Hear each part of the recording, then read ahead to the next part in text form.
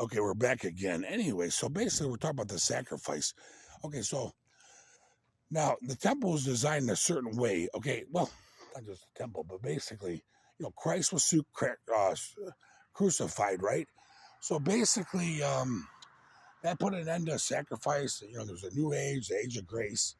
So I kind of want you to understand the whole biblical concept of marriage entirely. Anyway, um, I want you to think of, like, if you could draw a circle, right, and put a flame of fire in that middle of the circle. That's the home, okay? That flame is love. So put love with the flame, the holy flame. That's Shekinah glory. That's the Holy Ghost. That's the center, right? That's the center of the home. There's peace, all the fruits of the Spirit. Peace, love, joy, everything is in that circle.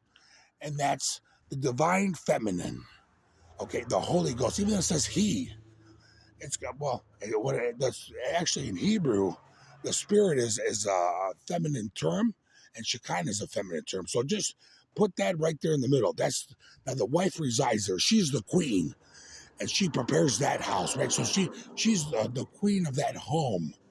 Okay, now that circle, it's a hedge of protection around that circle. That circle, all the walls of the home are actually the husband slash man of the house, lord of the house, master of the house, Mr. or master of the house, husband and father. So the mother, wife is in the middle, and then put the father and the husband is the hedge of protection around that house. Now he protects and provides for whatever's in that house. Okay.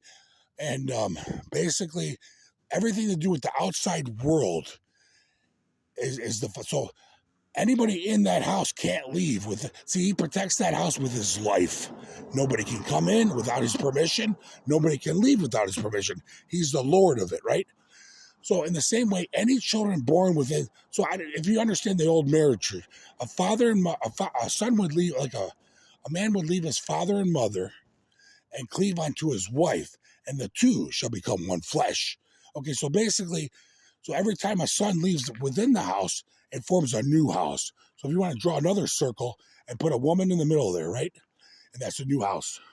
So basically, and, I'm going to have to explain in the next video because it's a little bit longer. But basically, this is traditional marriage. A man would exchange his surplus provisioning and protection powers because traditionally, this society, everybody's weak because of all kinds of reasons. But men in the old days used to be strong and burly. They could work their ass off all fucking day.